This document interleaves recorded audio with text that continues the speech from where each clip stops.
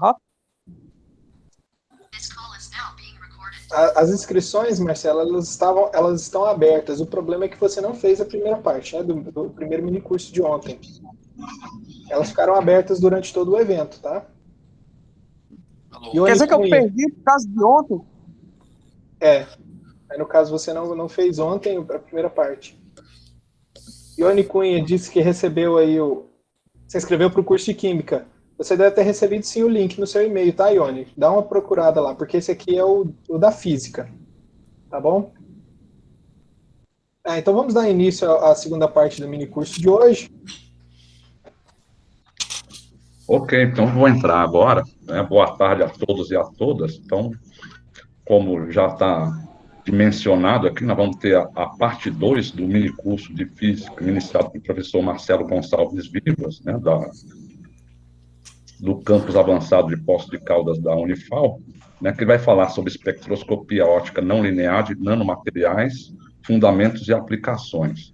Para quem perdeu ou não se lembra, porque foi muita informação de ontem, né? O professor Marcelo deu um apanhado legal sobre os fundamentos de ótica, ótica não linear, falou de fenômenos até de segunda ordem, se não me engano, né? Tem um até interessante, que é o que eu achei, que é o problema de sulfeto molibdênio, que ele consegue ver como é que as camadas estão depositadas em cima da outra por simetria, usando ótica não linear de segunda ordem, e hoje ele vai continuar, que ele prometeu ontem, que se eu não me engano, era os fenômenos de terceira ordem, então vou passar a palavra para ele para mostrar quais são esses fenômenos e a gente tomar ciência disso, ok? Então vou passar a palavra para o professor Marcelo Vivas, dar o seu recado sobre essa classe de fenômenos. Ok, obrigado, Horácio. Bom, então, boa tarde a todos e a todas. Então, hoje a gente vai continuar o nosso mini curso. Então, fiquem à vontade para fazer perguntas aí, tá? Eu vou compartilhar aqui a minha tela.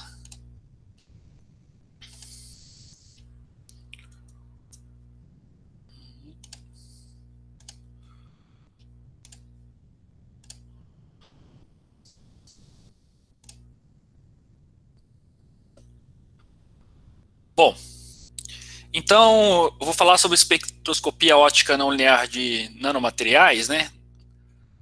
Só para lembrar, também vou fazer uma propaganda aí, né? Estamos precisando de aluno com interesse. Eu coordeno o laboratório de espectroscopia óptica e fotônica lá em Poços, na Unifal. Aqui está o site do programa, do laboratório, tá? Quem tiver interesse pode entrar em contato comigo, entrar no site para ver o que a gente tem feito lá. Bom, então ontem eu falei sobre processos ópticos não lineares, né? Os processos ópticos não lineares, eles se manifestam quando a gente tem, basicamente, uma intensidade da luz interagindo com um material muito alta. Então, para isso, você faz uso de lasers, mas não lasers convencionais, como os lasers que a gente tem aí, um laser pointer ou um laser de helineônio aí, que você tem no laboratório de ensino de física, né? São lasers especiais chamados lasers pulsados, tá bom? E esses lasers pulsados, por ser pulsos de luz de curta duração temporal, em geral, os mais utilizados hoje em dia são pulsos de femtosegundos, né, de 10 a menos 15 segundos. Embora você possa utilizar uma baixa energia por pulso, quer dizer assim, uma energia de nanojoule, por exemplo, mas se você pegar nanojoule e confinar isso numa duração temporal muito curta, você consegue intensidades de luz altíssimas, né? Você consegue coisas da ordem de gigawatts, terawatts por centímetro quadrado. Bom, quando você tem um pulso de luz intenso interagindo com o material, você pode descrever no ponto de vista clássico, né, a interação do elétron com o núcleo de forma com um oscilador não harmônico nesse regime, em que você tem uma parte aqui que descreve essa não linearidade, né? Esse efeito não harmônico aqui. Então isso aqui é uma equação diferencial não linear, e para resolver ela você usa um método perturbativo, em que agora, ao invés da polarização ser descrita como diretamente proporcional ao campo elétrico, que são os fenômenos lineares, né, quando a intensidade da luz é baixa, Agora, a polarização, ela é uma série de potências do campo elétrico. Então, você tem termos de primeira ordem, que são os efeitos lineares, segunda ordem, que é os efeitos não lineares, terceira ordem não linear, mas esse aqui é de ordem 2, esse aqui é de ordem 3, aí a gente tem ordem 4, ordem 5 e assim sucessivamente. Cada efeito não linear, cada ordem, está associado com tipos de fenômenos distintos. Ontem a gente falou bastante sobre o Q2, né? A resposta ótica de segunda ordem, e hoje a gente vai falar sobre Q3, tá bom? Então, hoje a gente vai vir para os fenômenos ópticos não lineares de terceira ordem, Q3. Bom, dentre esses fenômenos, né, a gente vai ver que existem vários fenômenos ópticos não lineares de terceira ordem, mas eu vou destacar alguns, né? Tem a automodulação de fase, que a gente vai ver em detalhes aqui, a geração de luz branca supercontínua, laser, né? A absorção de 2 fótons, um processo muito utilizado hoje em novas tecnologias, solitons espaciais, filamentação óptica, etc. Esses são só alguns, né? A gente não vai falar sobre todos, vamos falar basicamente desses 3 da parte de cima, porque não vai dar tempo, né? Bom, então, só para a gente fazer a mesma coisa que a gente fez na aula de ontem, o que a gente vai fazer? A gente vai pegar um material, vamos pegar um material centrosimétrico, em que os termos, a gente viu ontem que os materiais que são centrosimétricos, os termos de ordem pares, né, segunda, quarta, sexta, eles são nulos nos materiais centrosimétricos, né? Mas você tem os termos ímpares, né? Q1, Q3, Q5, mas vamos supor que esse material tem um Q3 alto. E a gente vai jogar 3 fótons, ômega 1, ômega 2, ômega 3, tá? Então você escreve os campos aqui como ondas planas e substitui esse campo na polarização não linear de terceira ordem, né? A polarização não linear de terceira ordem vai com o campo ao cubo. O que você vai fazer? Você substitui esse campo aqui, eleva ao cubo, faz a conta, e você vai ver que isso vai te levar a 44 componentes de frequências diferentes. Então, você vai ter as próprias frequências, né, ômega 1, ômega 2, ômega 3, mas você vai ter o triplo da frequência gerada de ômega 1, o triplo de ômega 2, o triplo de ômega 3, mais a soma das frequências, mais a soma de 2 frequências com a diferença da outra frequência, e assim sucessivamente. Bom, então isso aqui seria um processo não degenerado, né? Os fótons têm diferentes frequências. Então, observe que são muitos fenômenos. Então, para o minicurso, a gente vai simplificar isso. A gente vai pegar só um ômega, vai interagir com material que tem resposta óptica de terceira ordem, e a gente quer saber o que vai sair nesse cristal. A gente joga um laser aqui de frequência ômega e quer saber o que vai sair. Bom, se você fizer a mesma coisa que a gente fez no slide passado, substituir aqui, seria só um campo, né? E substituir aqui, na polarização, o que você vai ver é que você vai ter uma resposta da polarização de terceira ordem com a mesma frequência de entrada, então não tem modificação na frequência, e vai ter um outro efeito que vai estar associado com 3 vezes a frequência fundamental. Então, o que acontece? Você joga ômega no material, uma frequência, né? E o que sai? O que sai é 3 ômegas, né? Então, por exemplo, você pode jogar um feixe de 1560 nanômetros, um feixe infravermelho, ele interage com esse material, 3 fótons de 1560 são aniquilados e você cria um fóton de 3 ômega, né? Ou 1/3 do comprimento de onda, que seria o verde, em 520 nanômetros. Tá bom? Isso é o famoso efeito geração de terceiro harmônico, análogo ao que a gente viu ontem, geração do segundo harmônico. Então, toda a parte conceitual a gente já viu ontem, é bem parecido, então não vou refazê-la. Tá bom? Bom, mas eu vou citar alguns resultados de terceiro harmônico que são interessantes para vocês verem aí.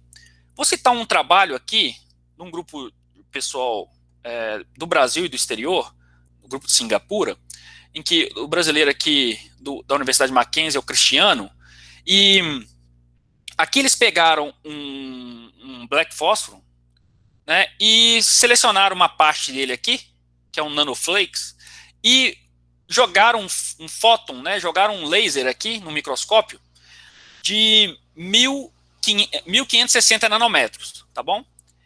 E aí eles coletaram no microscópio o terceiro harmônico, que é o verde.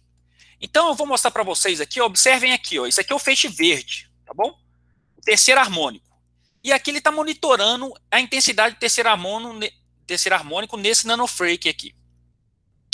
E aí, o que vai acontecer é que ele está vendo que no centro aqui, onde a intensidade do feixe é máxima, a intensidade do terceiro harmônico está caindo. Está caindo, quando vê, olha, o sinal praticamente desaparece. O que está acontecendo é que, basicamente, aqueceu muito a amostra. Isso aqui é um empilhamento, né, tem várias camadas, e você foi diminuindo a espessura do material. Tá?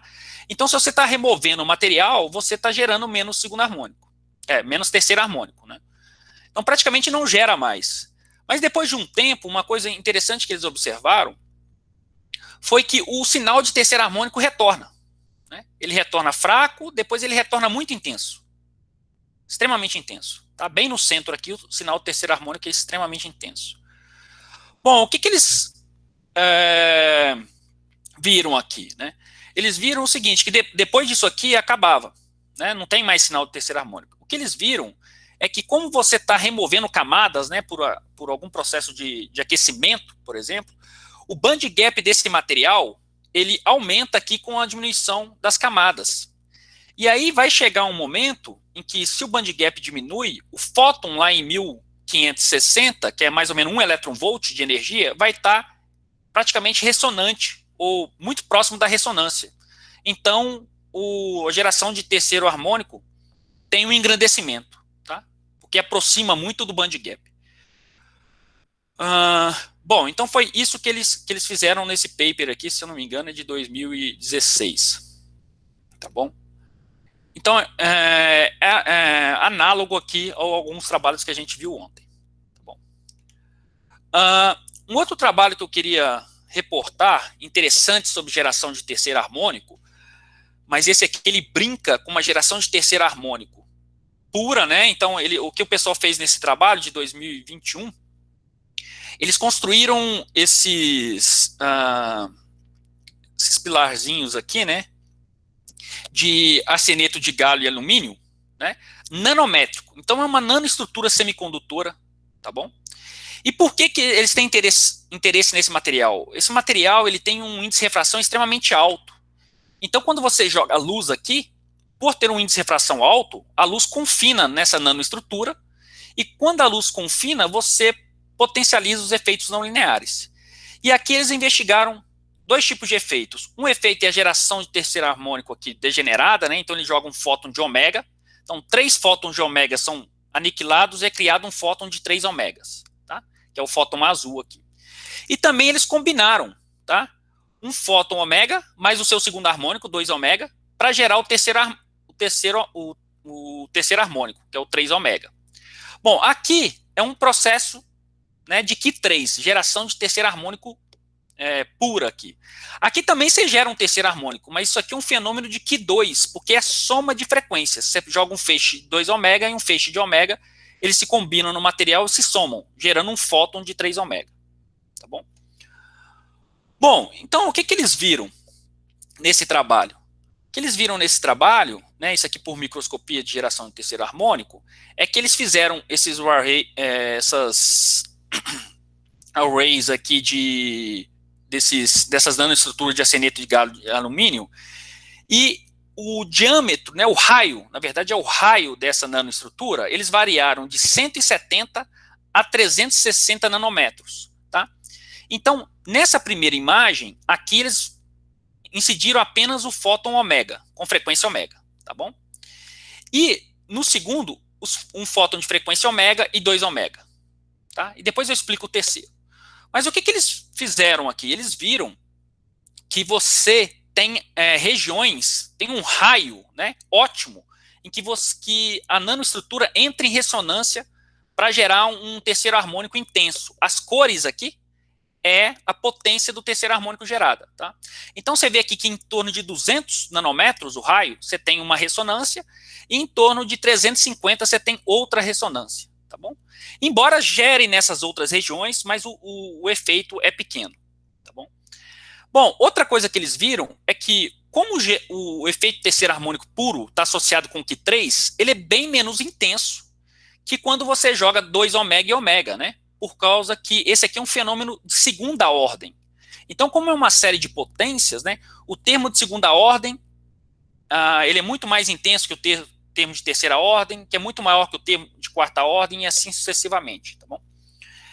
Bom, qual que é a diferença, então, dessa estrutura aqui, na B, para C? A C, na B, eles colocaram os fótons com polarização paralelas. E na C, eles fizeram os polarizadores cruzados aqui. E eles viram que nessa polarização tinha um efeito maior, uma ordem de grandeza maior que esse efeito aqui para geração do terceiro harmônico. Bom, então, esses efeitos ópticos não lineares são extremamente sensíveis à polarização. Bom, um outro fenômeno relacionado ao terceiro harmônico, para mostrar para vocês, que é muito utilizado hoje em dia, é a microscopia de terceiro harmônico. O que é essa microscopia? Por que ela é muito interessante? Porque, em geral, você não precisa utilizar alguma molécula orgânica ou algum material para ser o emissor da luz, né? Nesse caso aqui, nesse trabalho, né, o que eles fizeram foi o seguinte: pega um laser pulsado, tá? Focaliza, isso aqui é uma célula, é uma fatia de um cérebro, né? Então são células neuronais, tá? Eles focalizam isso nessa célula, e aqui, né, onde está o foco, você tem intensidade suficiente para gerar terceiro harmônico. Então, 3 fótons do infravermelho são aniquilados e é criado um fóton no azul. E esse fóton no azul é capturado para fazer a imagem, tá? Bom, a vantagem disso, como eu falei, é um efeito que não precisa de você colocar aí alguma molécula ou algum, por exemplo, um nanocristal, alguma coisa para emitir luz, né? Aqui a própria geração de terceiro harmônico no próprio material celular já é capaz de emitir a luz. Outra coisa interessante é que você só gera o terceiro harmônico na onde que a luz está focalizada, tá bom? Porque na onde a luz está focalizada é que tem intensidade suficiente para gerar o terceiro harmônico. Então isso aqui tem uma resolução espacial da excitação. Você consegue maior resolução que microscopias ópticas convencionais, tá bom? E isso aqui vai com 3 campos, né? Então é o campo ao cubo aí. Bom, então isso aqui é uma microscopia de altíssima resolução muito utilizada hoje em dia. Então é uma microscopia não linear. E aqui do lado eles combinam essa microscopia com outro tipo de microscopia que eu vou falar na frente, que é chamada de microscopia por absorção de 2 fótons, tá? E aí eles conseguem ter um contraste absurdo e eles conseguem ver, ter uma resolução aqui que você não encontra em microscópios convencionais. Aí. Bom, então isso é a geração de terceiro harmônico. Só para vocês terem uma ideia, porque é muito parecido com o segundo harmônico, né? Agora, eu falei do termo de 3 ômega, mas também aparece um termo de ômega aqui. E esse termo de ômega aqui, embora não tenha modificação na frequência, mas ele é bem interessante, porque ele gera processos muito interessantes em materiais. Quais são esses tipos de processos? Né? Bom, um deles que a gente vai falar é um índice de refração, né? Lembra da aula passada que eu falei sobre o índice de refração? Existe um índice de refração não linear, tá? Então, eu não vou ficar entrando muito em detalhe, mas vamos considerar um material centrosimétrico em que a ordens pares dos efeitos não lineares desaparecem, tá bom? Então, Q2, Q4 desaparecem. Então, só fica Q1 e Q3, tá bom? E o Q3 é proporcional ao campo ao cubo aqui, tá bom? Bom, quando você fizer as contas, você sabe que a permissividade elétrica do meio, né, pode ser descrita por essa combinação aqui dos campos, tá?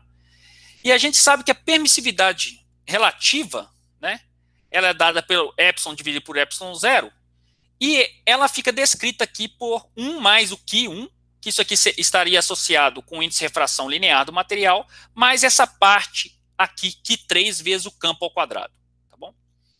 Bom, o índice de refração, a gente sabe lá que ela é a raiz quadrada de epsilon vezes μ. No material não magnético, esse μ relativo é 1, tá?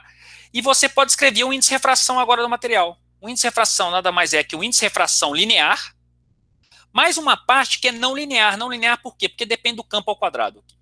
Tá bom? Então você tem um índice de refração, na verdade, é um índice de refração linear. O que é o índice de refração linear? Quando você usa baixa intensidade de luz. Mais um índice de refração não linear que multiplica a intensidade da luz. Tá bom? Bom, por que isso é particularmente interessante? Né? Já que o índice de refração ele depende da luz, depende da intensidade da luz aqui, se a intensidade é baixa, como esse N2 é um valor muito pequeno, se você pegar o índice de refração não linear do ar, ele é 10 a menos 23 metros ao quadrado por watt. Tá? E de um vidro comum é 10 a menos 20. Então são muito pequenos. Então esse termo aqui, ele só vai ter alguma contribuição para o índice de refração do material quando a intensidade for alta. Por exemplo, intensidades da ordem de gigawatts por centímetro quadrado. Para usar essas intensidades, você precisa de um laser pulsado. Né? Então tem duas coisas. Alta intensidade e o laser pulsado. Então, apenas durante o pulso de luz interagindo com o material é que o índice de refração do material vai mudar. Daqui a pouco eu vou falar mais sobre isso. Tá? Bom, se você usa essa intensidade, o índice de refração muda. Muda durante um tempo que é da ordem do tempo do pulso, em geral. Tá? Isso leva a uns efeitos muito interessantes. Por exemplo, se você focaliza o laser no seu material, né, você modifica, e esse material tem uma resposta óptica de terceira ordem, você modifica o índice de refração do material.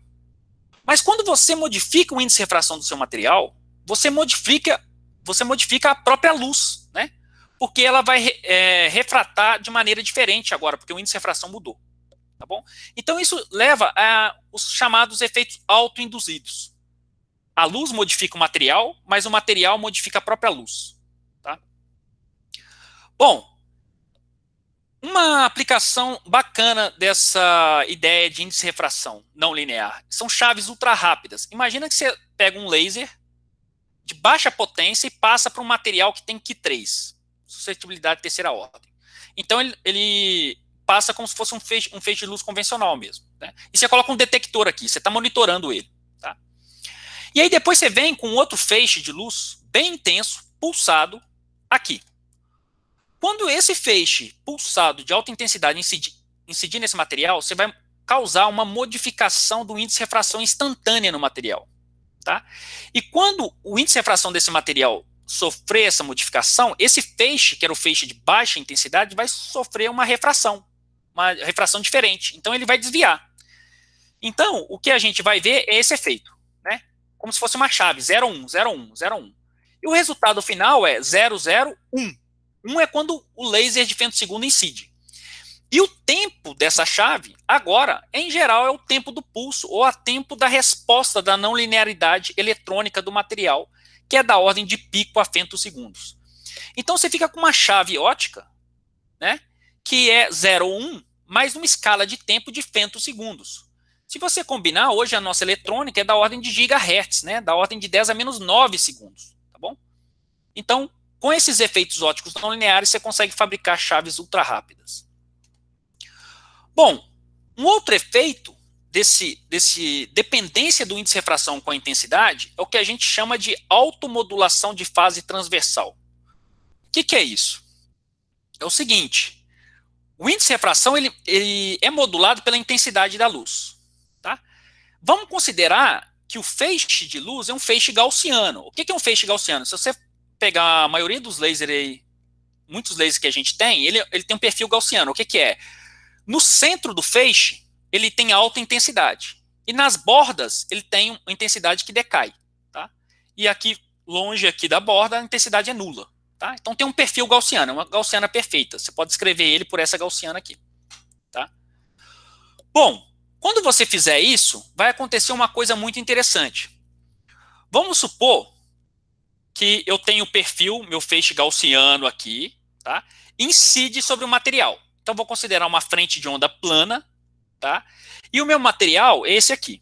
E vou falar que o índice de refração do material é positivo. O índice de refração pode ser, o não linear pode ser positivo ou negativo. O que vai acontecer? Como no centro, né? O centro aqui, a intensidade é máxima, no centro da amostra, a intensidade vai ser máxima. Se a intensidade é máxima, né, você vai ter um N0 mais um N2. Então, o índice de refração vai aumentar no centro. Se o índice de refração aumenta no centro, a velocidade de propagação da luz no material, que é C, que é a velocidade da luz no vácuo, dividido por o índice de refração. Então, se você aumenta o índice de refração, a velocidade é que diminui no centro. E nas bordas, a velocidade de propagação é maior do que no centro, porque o índice de refração é menor. Tá? Então, o que acontece? Acontece que nas bordas, como a luz propaga mais rapidamente, né, no material, ela vai estar na frente em relação, vai ter uma diferença de fase aqui em relação ao centro, tá bom? Isso vai provocar o que a gente chama de autofocalização da luz.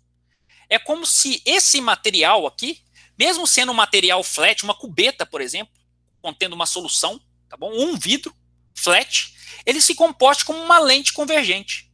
Tá? De forma análoga, a gente pode fazer a mesma coisa quando o índice de refração é negativo. Quando o índice de refração é negativo, o centro vai ter um índice de refração menor do que as bordas. Então aqui, ela vai ter, a luz vai percorrer, vai ter uma velocidade maior que nas bordas, e você vai gerar agora o que a gente chama de autodesfocalização, que é como se fosse uma lente divergente, né? Mas você não faz aí, nesse caso, você não está fazendo nenhuma curvatura no seu material, né? O próprio fenômeno óptico não linear, que gera uma fase, e essa modulação da fase, tá, gera a autofocalização ou a autodesfocalização. Bom, quem quiser tem alguns videozinhos aí, tá? Bom, então, o que o pessoal faz para determinar esse índice de refração não linear do material? Porque é um fenômeno óptico de terceira ordem, né? Então, a probabilidade de ocorrência desse fenômeno é baixa e você precisa de altíssimas intensidades. Então, a ideia básica é uma técnica que é amplamente utilizada no mundo todo, é chamada de Z-scan, né? Z-scan. Essa técnica, em português, o pessoal chama de varredura Z. Então, o que é? Você pega um laser pulsado, pega uma lente, focaliza essa lente na sua amostra, a amostra é essa parte meio esverdeada aqui, e você vai pegar a sua amostra, que é essa parte esverdeada aqui, e vai transladar ela ao longo do eixo Z, que é a direção de propagação da luz. Então, por isso, varredura Z. Tá? Você vai varrer sua amostra ao longo do eixo Z. Tá? E aqui você vai colocar um detector, mas na frente desse detector você vai colocar aqui uma fenda com um furinho só, um pouquinho, com uma certa abertura. Tá? Por isso chama close aperture. Tá? Fenda fechada aqui. Bom, então o que você vai fazer? Você vai começar a movimentar a sua amostra. Quando você começar a movimentar a sua amostra, quando a amostra está longe do foco, a intensidade é baixa. Você não gera índice de refração não linear. Quando se aproximar a sua amostra do foco, você vai gerar um efeito não linear. E se você tem um índice de refração negativo, como nesse caso aqui, desse material, você gera autodesfocalização. Então, o que vai acontecer? Isso aqui é a transmitância, a quantidade de luz que está sendo lida aqui no fotodetector. Quando está longe do foco, não tem efeito não linear, a transmitância, chamada de transmitância normalizada, é 1. Quando você aproxima, o que acontece? Quando você aproxima, você vai combinar o foco da lente com a autodesfocalização que é gerada no material. Essa autodesfocalização vai fazer com que o feixe aqui, ó, se concentre mais nessa abertura. Se ele se concentra mais nessa abertura, você tem uma maior intensidade, então a transmitância aumenta. Se você passar para outra parte do foco, o que vai acontecer é que o feixe já estava desfocando, né? Já estava desfocalizando. Mas a desfocalização induzida pelo próprio material, o que vai acontecer é que vai chegar menos luz, né? A luz vai se estender ao longo dessa abertura e vai chegar menos luz no detector. Então a transmitância normalizada diminui. Quando você afastar muito a sua amostra, o que vai acontecer? A intensidade é muito baixa, não gera efeito não linear e ela volta ao seu valor inicial, 1. Então isso aqui tem uma assinatura, né? Uma assinatura da técnica de Z-scan. Quem gerou essa variação da fase, essa variação da transmitância. A variação da transmitância aqui foi gerada pela essa automodulação da fase, pelo efeito de autodesfocalização. E o quanto variou a transmitância é proporcional, tá bom, ao índice de refração não linear do material. E esse índice de refração não linear do material está associado com a parte real, tá, de Q3, tá bom? Bom, quem quiser ver um vídeo muito bacana sobre essa técnica num experimento de verdade, pode ver esse vídeo lá no YouTube do professor Joe Hales da Georgia Tech, nos Estados Unidos, tá bom? Eu recomendo muito. Bom, aquela técnica de Z-scan para determinar o índice de refração não linear de materiais, ela tem alguns problemas, né? Uma delas é que, por exemplo, vamos supor que você quer determinar um índice de refração de alguma molécula e essa molécula está em solução, tá? E o que acontece é que a própria solução também tem um efeito não linear. E, em geral, o seu solvente, né, o solvente, ele tem um efeito não linear. Então, você precisa remover o efeito do solvente sobre o soluto que você quer determinar. Outra coisa é que amostras, né, se você pegar algum cristal, alguma coisa, ele pode ter muitas imperfeições, tá? Isso também é muito sensível a imperfeições, tá? Ou alguma ranhura na amostra. Então, existem outros problemas que eu não vou ficar citando aqui. Então, recentemente, o professor Lino Mizoguchi, da USP de São Carlos, do grupo de fotônica, ele desenvolveu uma técnica que é análogo à técnica de Z-scan, mas ela é muito mais sensível, né? E ela não tem alguns problemas, né? Por exemplo, se as bordas, se as paredes do seu material não for muito paralelas, etc., você mesmo assim consegue medir. Então é a mesma coisa, você pega um laser, focaliza ele, translada a amostra, mas de vez de colocar aqui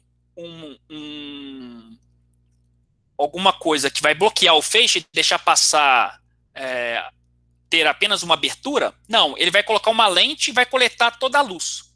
Só que ele vai colocar aqui um polarizador, tá bom? Rotacionando a 40 Hz, tá? E aqui tem uma lâmina de onda para transformar esse feixe, tá? Esse feixe de luz não vai ser linearmente polarizado, ele vai ser elipticamente polarizado, tá bom? Bom, então ele vai rotacionar isso aqui e vai linkar esse polarizador que roda com o fotodetector no osciloscópio e no loquim dual phase, tá? Com esse loquim dual phase, ele consegue observar uma coisa que é o seguinte: a polarização da luz é uma elipse, tá? Quando a amostra estiver bem no foco, o que vai acontecer é que essa elipse vai rotacionar. E o quanto ela rotaciona, tá? Você consegue pegar com um loquim de duas fases aqui, dual phase, tá? Ok? Em fase e em quadratura, tá? Por que essa técnica é interessante? Porque ela consegue enxergar o efeito tanto do que está, por exemplo, dentro da cubeta, aqui, o líquido, ela consegue fazer monitorar o efeito tanto das paredes da sua cubeta, da solução e do soluto, discriminar esses efeitos. Além disso, ela consegue também discriminar, porque o índice de refração ele pode ter origem eletrônica, que é o que a gente está interessado, que o tempo de resposta dos elétrons é da ordem de femtosegundo. Ela pode ter origem orientacional, que é de 10 a menos 12, até que tá bom. E ela pode ter efeitos térmicos, que são efeitos muito lentos em que a gente não está interessado. Então essa técnica da rotação da elipse não linear, ela é extremamente interessante. E até alguns editores da revista que foi publicado esse trabalho destacaram esse artigo, tá bom? Bom, então nesse trabalho, eu até fiz parte desse trabalho aqui. O que a gente fez foi mapear o índice de refração de soluções, tá? Contendo alguns cromóforos. Então, o que o pessoal viu? Isso aqui é o sinal da varredura Z, tá? É bem diferente, olha, nessa técnica, esse é o sinal da varredura. Antes a gente tinha esse sinal aqui, tá? É bem diferente. Com esse sinal, existe uma equação que você calcula o quanto que a elipse rotacionou e você consegue determinar o índice de refração não linear, tá bom? Bom, então, se você for ver aqui, ó, isso aqui é a variação do sinal. Essa primeira variação aqui está associada com as paredes da cubeta. E esse sinal aqui com o que está dentro da cubeta, tá bom?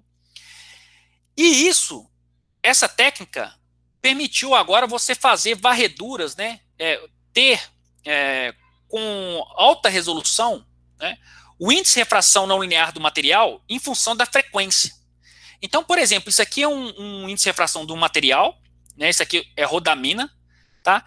E ela foi tirada desde 1.200 nanômetros até 600 nanômetros. Aqui o índice de refração é positivo, nessa região, positivo, positivo, e depois o índice de refração, dependendo da frequência do laser, ele vai para negativo, tá bom? E a gente utilizou um modelo aqui para modelar esse sinal da rodamina e a gente viu que esse modelo é robusto o suficiente para descrever esse fenômeno. Uma vez que essa técnica para medir a refração é bem complexa, o pessoal na literatura tem reportado apenas um ponto, né? Então imagina você ter apenas um ponto da refração não linear, né? Ela pode ser que você não vai ter tanta informação, tá? Porque essa técnica aqui você consegue obter flutuações mínimas do índice de refração. Então, com flutuações mínimas, você consegue resolver um espectro. Ao passo que a outra técnica, ela é muito sensível a imperfeições na amostra, né? Justamente por causa desse pinhole aqui, né? Essa abertura, você não consegue, tá bom? Então, essa é uma técnica bem robusta para determinar o índice de refração não linear de amostras. O professor Lino está até agora começando a trabalhar com materiais bidimensionais para determinar o índice de refração não linear. Tá bom? Bom, então, um dos efeitos de Q3 é o índice de refração não linear, né?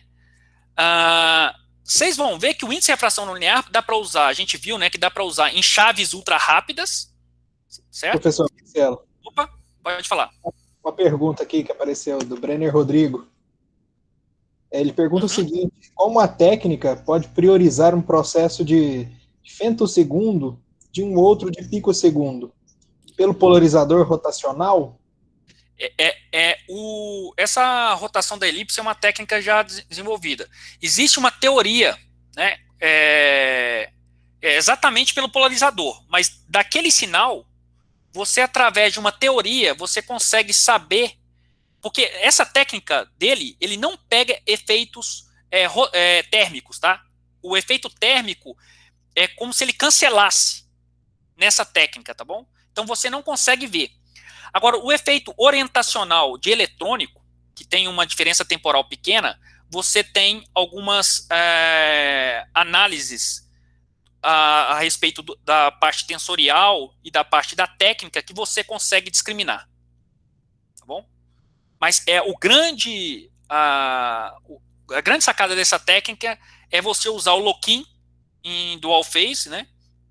E rotacionar o polarizador, né? Para você monitorar a rotação da elipse. Tá? Quem quiser mais detalhes sobre essa técnica, muito legal, ela está toda descrita, esqueci de falar, vamos dar os méritos aqui, né? A aluna do Lino Mizoguchi, né, que é a Maria Luísa, que é uma tese que está disponível lá no Instituto de Física de São Carlos, tá bom? E você pode pegar toda a parte da descrição dela, tá? Da técnica. Já o Leandro aqui, ele pergunta o seguinte: professor, devido à alta intensidade do laser incidido na amostra, é possível utilizar essas técnicas em polímeros, por exemplo, PVC ou PVK, ou isso vai danificar o material? Não, você pode usar, a gente tem vários trabalhos com polímeros, tá? Por que não danifica o material?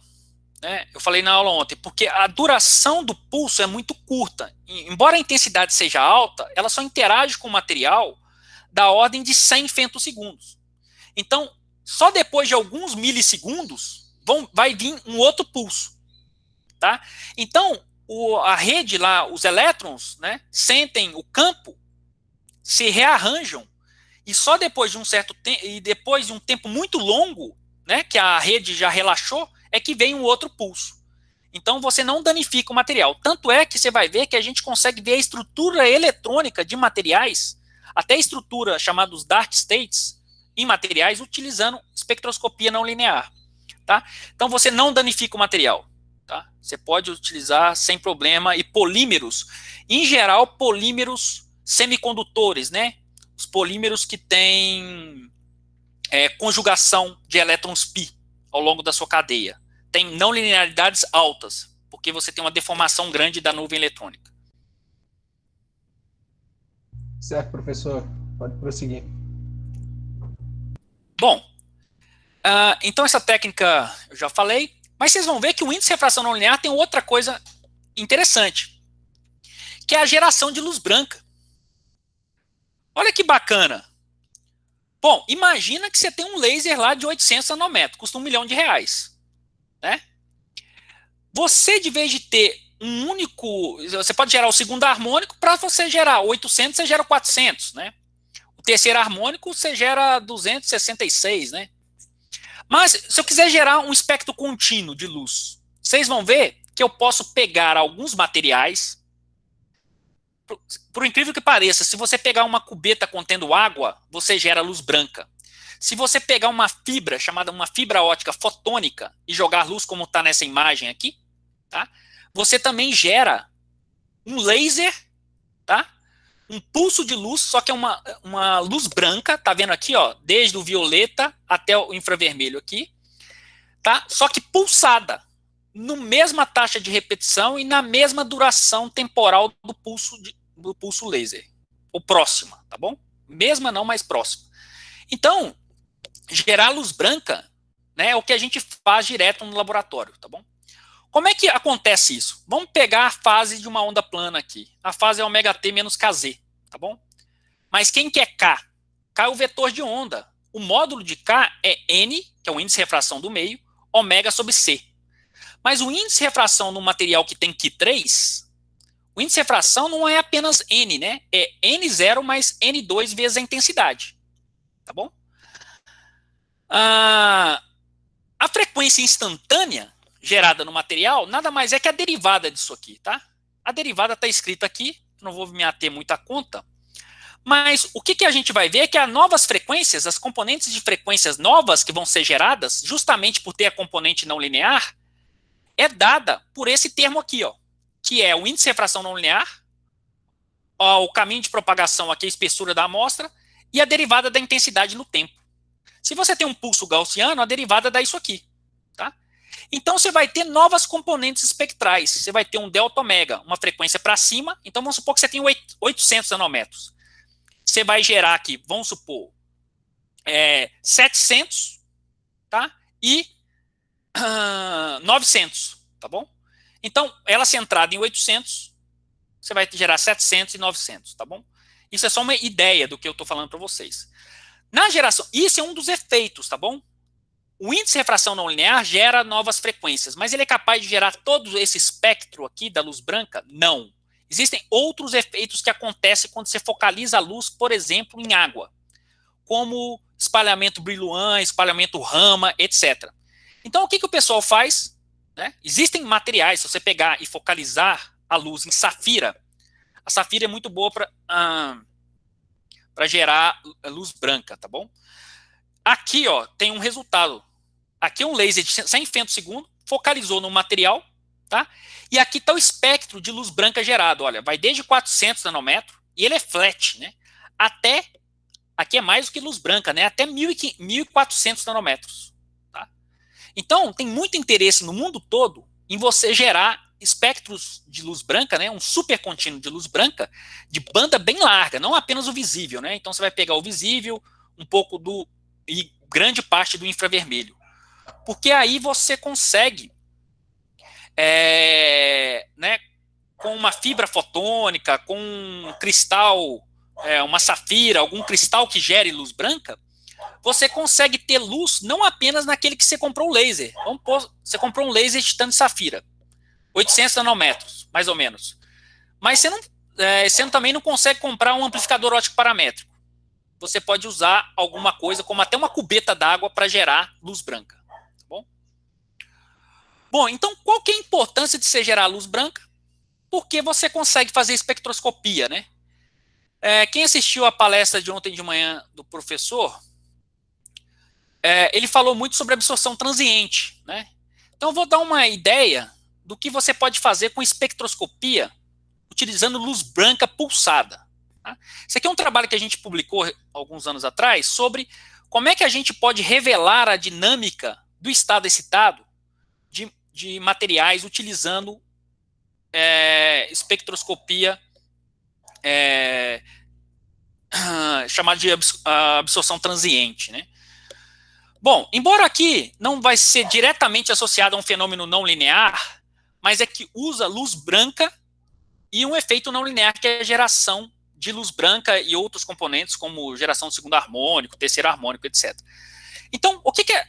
Quando você pega o elétron, né? Então, vamos supor aqui, ó, você tem a banda de valência e a banda de condução do material. Se você não excita o material, você não gera um paraelétron buraco aqui, tá? Então você não gera elétrons na banda de condução do material. Quando você excita esse material, o que acontece é que você gera um paraelétron buraco. Então você joga elétrons para a banda de condução do material, tá bom? Bom, então quando o material absorve essa radiação, você gera portadores de carga na banda de valência aqui. E se você olhar para a absorção do material, a absorção dá um salto, tá bom? Ok. Mas esse decaimento, essa curva exponencial aqui, é o decaimento, é o tempo médio que o elétron, tá? O tempo médio da formação do exton aqui, né? O paraelétron buraco é o exton. Então você tem uma dinâmica, né? Aqui, que é uma média temporal de processos, eu não vou ficar entrando em detalhe, de processos radiativos que emitem luz e não radiativos, tá bom? E depois você tem uma relaxação. Você tem processos de desexcitação, que são processos radiativos e não radiativos, que depois os elétrons retornam para a banda de valência e você tem aqui o final, você tem uma absorção nula praticamente, né? O tempo médio da criação, o tempo de vida médio dos portadores de carga aí, você já mapeou. Então isso aqui é um decaimento exponencial. Se você fita esse decaimento, você tira o tempo de vida do estado excitado aí, tá? Só que no estado excitado, quando o elétron vai para o estado excitado, vários fenômenos podem ocorrer. Vários. Tá? Eu vou citar apenas um para a gente não perder muito tempo. Então, observe uma molécula pequena aqui, né? Esse hidrogênio está ligado a esse oxigênio aqui, tá? Formando o que a gente chama de formenol. Quando você excita ele, o que acontece é que esse hidrogênio, tá, ele se desloca para o nitrogênio.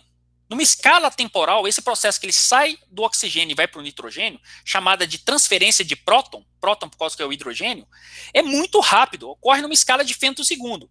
Então, depois de um certo tempo, a molécula mudou.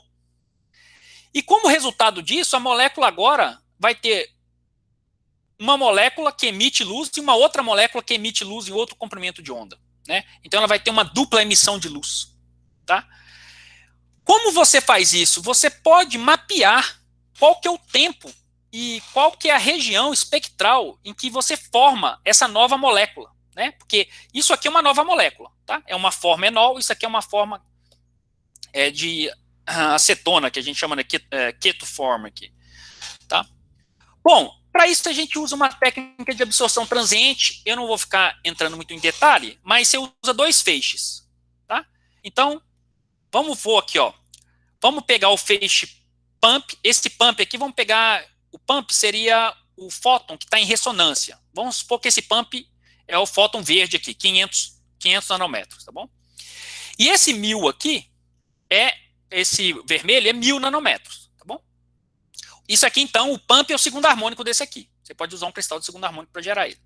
E aí você pega esse probe, passa para uma linha aqui, não vou ficar entrando em detalhe, e focaliza, tá? Numa safira aqui, tá? E aí você cria, quando você focalizar esse feixe de 1000 nanômetros no material, você gera luz branca.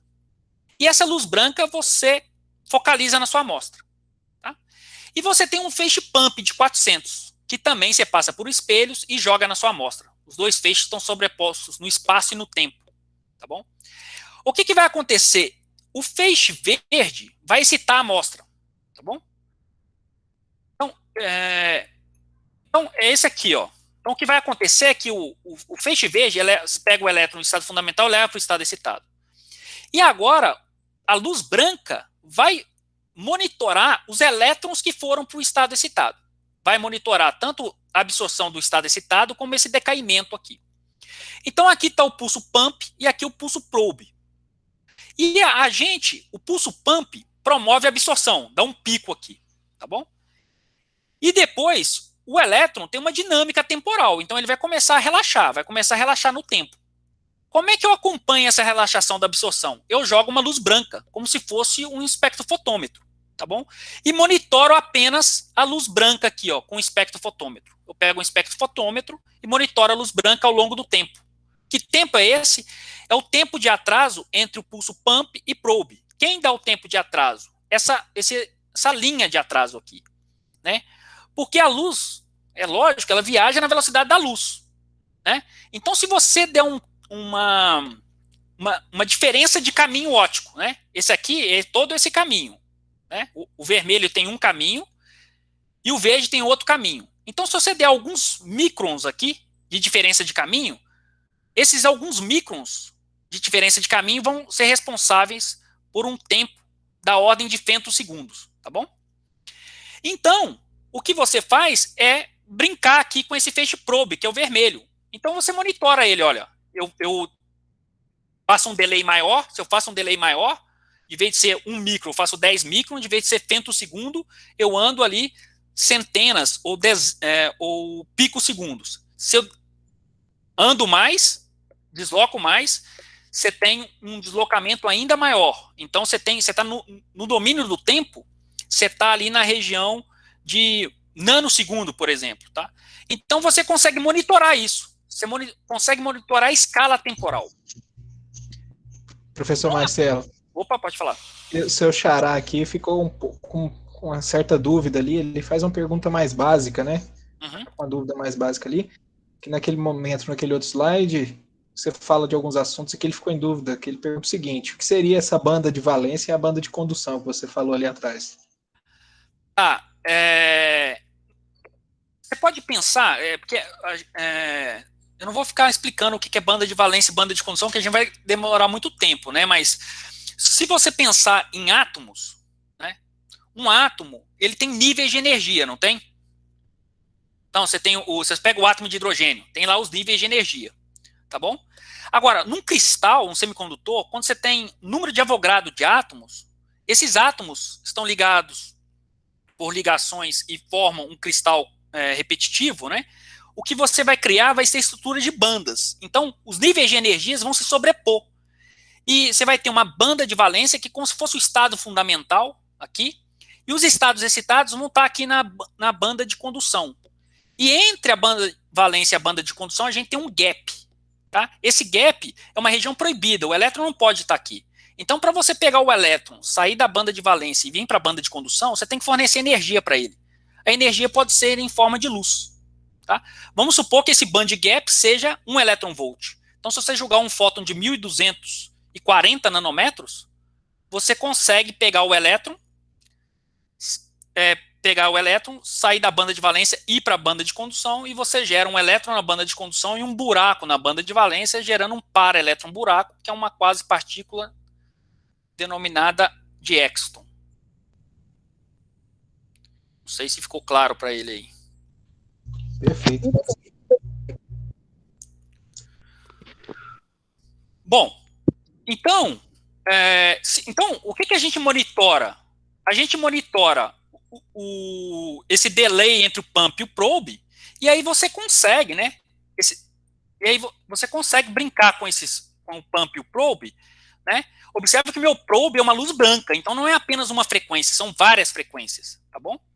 E aí o que a gente consegue tirar de informação disso? Observe que aqui a gente tem vários fenômenos não lineares, né? A geração de luz branca é um fenômeno não linear, geração de segundo harmônico é um fenômeno não linear. Então, se você tiver um laser de 800 nanômetros, você tiver safira e um cristalzinho de BBO, que são baratos, perto ao laser, você faz um instrumento chamado pumping probe ou absorção transiente aqui.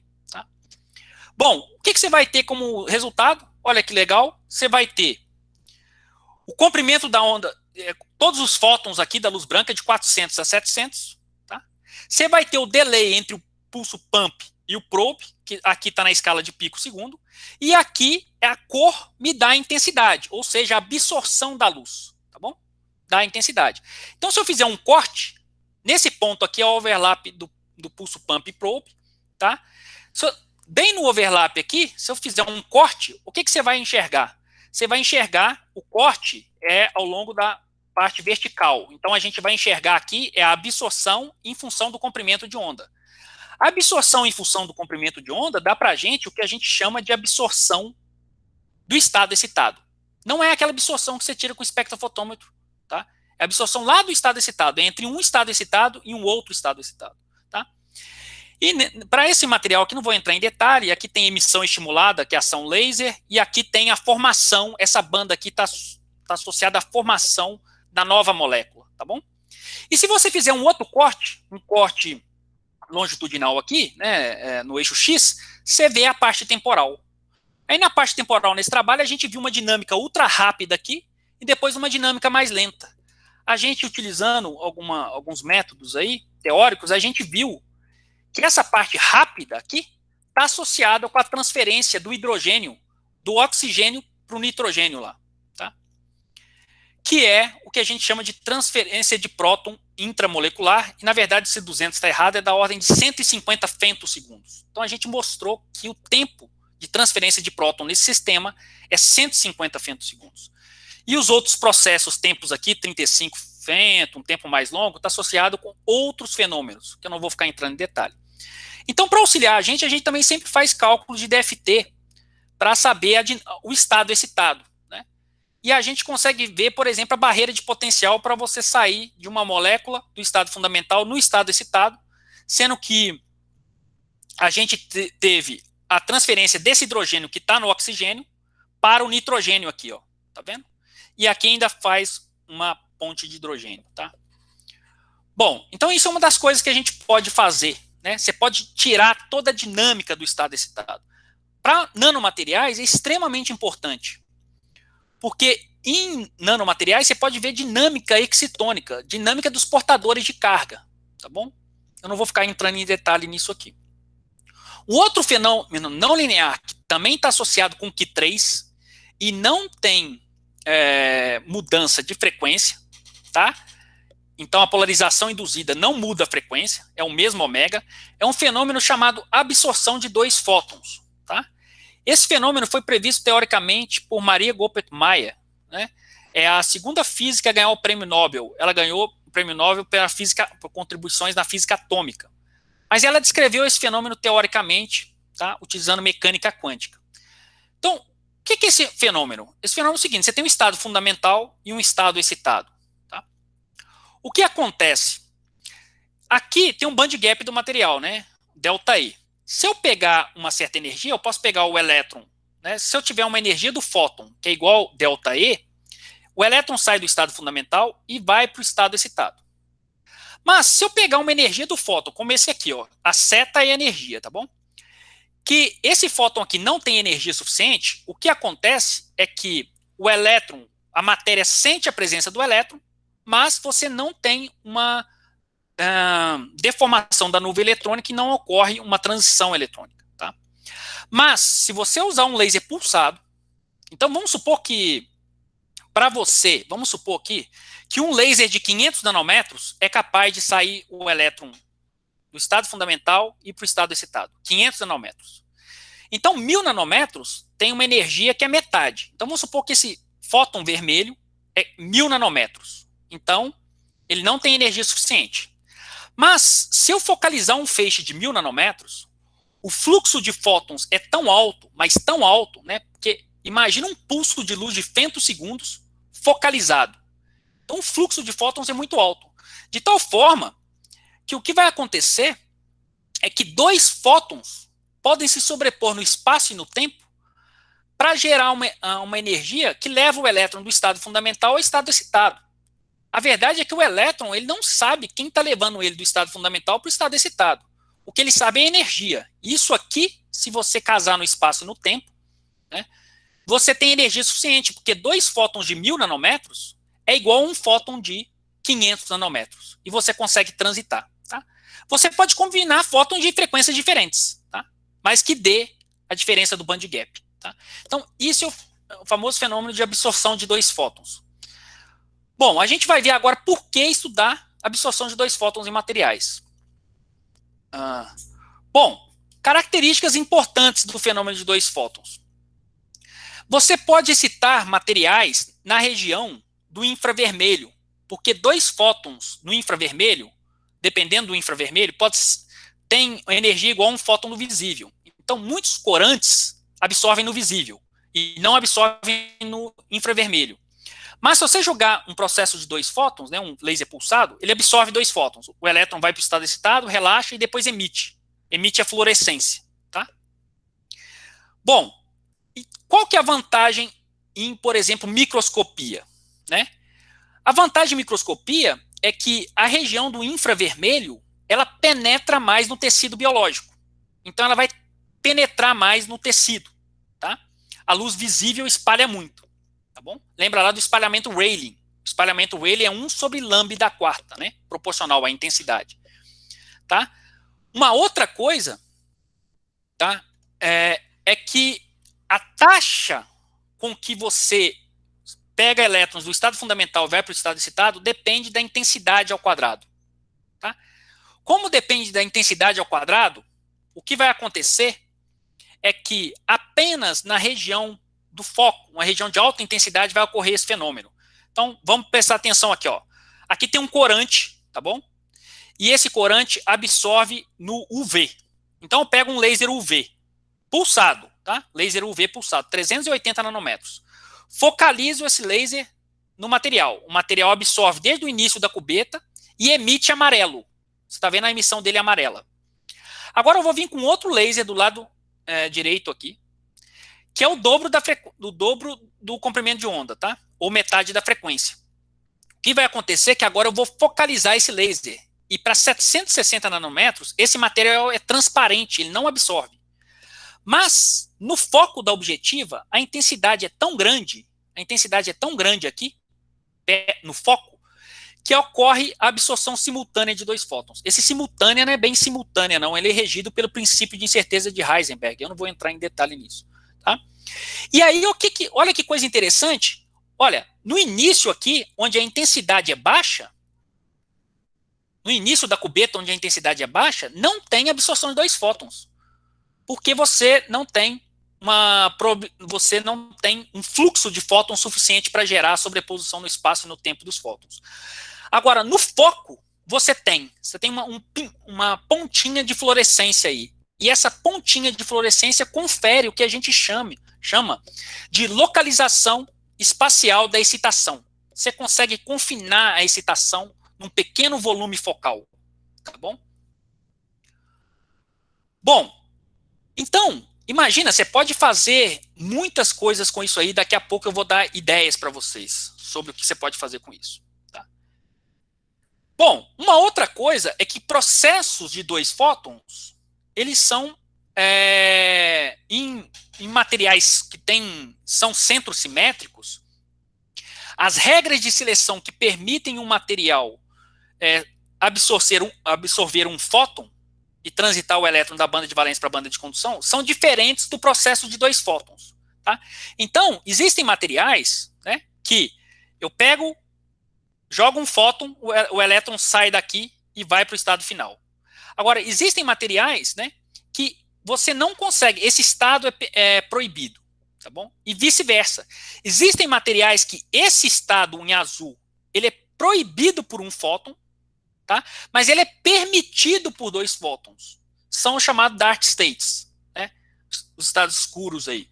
Existem muitos materiais que têm. Um dos materiais são os materiais baseados em são retinal, os moléculas retinoides, aí os retinoides, eles são moléculas que têm um papel fundamental na transdução da luz em impulsos nervosos para a gente enxergar.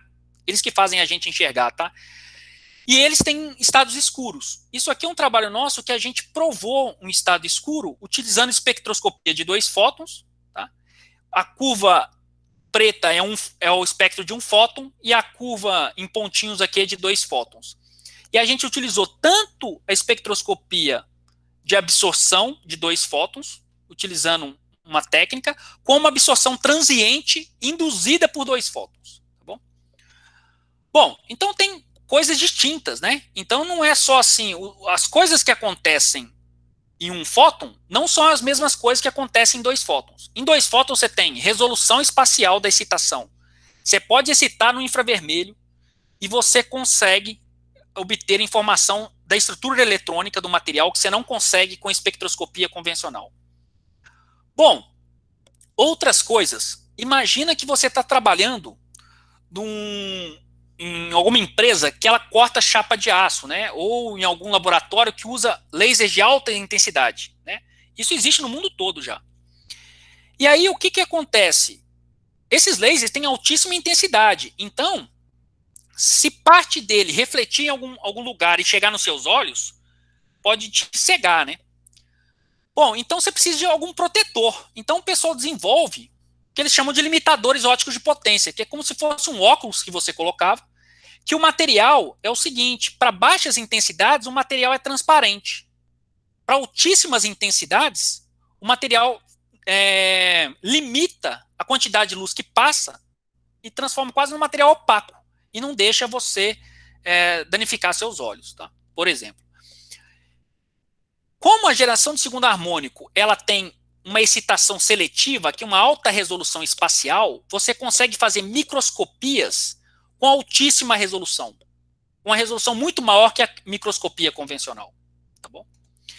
Você pode tratar tumores por processos não lineares, como absorção de 2 fótons, através de terapia fotodinâmica, que eu não vou entrar em detalhe. Mas por que é bom 2 fótons? Por causa que você pode estar na região do infravermelho, em que a luz penetra mais no tecido. Se ela penetra mais, essa luz vai ser utilizada para sensibilizar alguns corantes que geram o que a gente chama de oxigênio singleto, e esse oxigênio mata as células tumorais. E uma outra coisa é que você pode, por exemplo, microfabricar coisas na escala micro ou submicron aí, tá bom? Bom, como caracterizar a absorção de 2 fótons? Uma das técnicas é aquela técnica de Z-scan. Você pega o laser, focaliza a amostra, você translada a amostra ao longo do foco e pega aqui, nesse caso aqui, é a técnica que não tem mais aquela abertura fechada. Aqui você usa lentes, focaliza tudo na amostra. E aí, o que acontece é que você focaliza tudo aqui e você pega um padrão. Opa! Você vai utilizar aqui um laser de femtosegundo e um amplificador óptico, né? Porque você quer variar o comprimento de onda. Então, você começa a movimentar a amostra. E o que você vai ver é que a transmitância da luz que passa, quando ela chegar na parte focal aqui, ó, no foco, o material absorve 2 fótons. Se ele absorve luz, a transmitância cai. E aí você tem uma lorentziana aqui para baixo. E com essa lorentziana, que são essas curvas aqui, você usa, por exemplo, uma teoria de Lambert-Beer estendida, com coeficientes não lineares. E você calcula a transmitância normalizada. Tá? Através de um fitting, você consegue obter a seção de choque de 2 fótons, né? A seção de choque de 2 fótons, ela é dada em unidades de Goldbert-Meyer, em homenagem a Goldbert-Meyer, que descobriu esse fenômeno e ganhou o prêmio Nobel, né? Tá? Então a seção de choque de 2 fótons é dada em Goldbert-Meyer, GM, que a gente chama. Tá bom? Bom, então isso aqui é uma técnica para caracterizar. Agora vamos em resultados. Tá bom? Quem quiser aí também, a gente publicou um capítulo de livro sobre esse trabalho, a gente tem vários trabalhos sobre isso. Tá? Quem quiser o capítulo de livro aí eu posso mandar. Tá? Bom, mas vamos falar agora desses processos que a gente viu em nanomateriais. Eu falei muito sobre materiais 2D. Vou falar rapidamente agora sobre materiais, são os materiais zero dimensional, né, que chamam os nanocristais semicondutores. Basicamente são materiais, né, esses nanocristais semicondutores são materiais que exibem propriedades que são dependentes do tamanho, né, e esses materiais são aí abaixo de 10 nanômetros de diâmetro, tá, e eles podem ter diferentes formas piramidais, esféricas, cúbicas, tá. Eles, em geral, são formados por combinação de metais de transição, tá? E o raio é muito pequenininho. Qual que é o interesse nesses nanocristais? O interesse é o seguinte: eles têm propriedades intermediárias entre os átomos, que são níveis de energia, discretos aqui, e as moléculas, né? Que você tem estrutura de bandas. Então, você consegue ver transições aqui bem definidas desses materiais, e essas transições nesses materiais dependem do tamanho do material, tá? Então, você tem vários nanocristais aqui, eu não vou ficar entrando em detalhe. Então, vamos supor aqui, você tem um mesmo material, olha, esse é o mesmo material, se não me engano, isso aqui é seleneto de cádmio, tá? Então, você tem o mesmo material emitindo luz. Mas por que o mesmo material ele vai emitir luz? Um emite luz azul, depois um azul mais claro, verde, amarelo e vermelho. Todo o espectro visível. Isso é por causa que esses materiais, os níveis de energia deles, são dependentes do tamanho. Tá? Isso aqui são partículas menores, isso aqui são partículas maiores. É como, em geral, o que acontece é que partículas maiores tem band gaps menores nesses materiais, tá? Não vou ficar entrando em detalhe aqui, devido a um fenômeno chamado de confinamento quântico dos portadores de carga, tá? E partículas menores têm band gaps maiores, então eles emitem mais para o azul, tá bom? Bom, esses nanocristais, eles estão já no nosso dia a dia. Hoje em dia você vê a televisão 4K da Samsung, que utiliza nanocristais semicondutores para aumentar o contraste da sua televisão e você conseguir perceber diferenças muito pequenas em tonalidades da mesma cor, do vermelho para um vermelho ali muito próximo, tá? E é utilizado como materiais, né, alvos aqui para microscopia, tá, de altíssima resolução, tá? Eles são utilizados muito aí, pessoal de São João que trabalha muito com isso, de células solares, tá? Para sensibilizar células solares. São utilizados para fazer LEDs flexíveis, tá? Em eletrônica orgânica flexível, até em computação quântica para manipular o spin, tá bom? Então tem uma variedade de aplicações. Bom, isso aqui eu vou pular, tá bom? Eu ia falar um pouco sobre como é que você determina a concentração desses materiais, mas eu já estou com o tempo estourando aí. Quero deixar tempo para a gente conversar. Então, qual que é o interesse desses processos não lineares, né? Índice de refração não linear, né? Absorção de 2 fótons, geração de terceiro harmônico.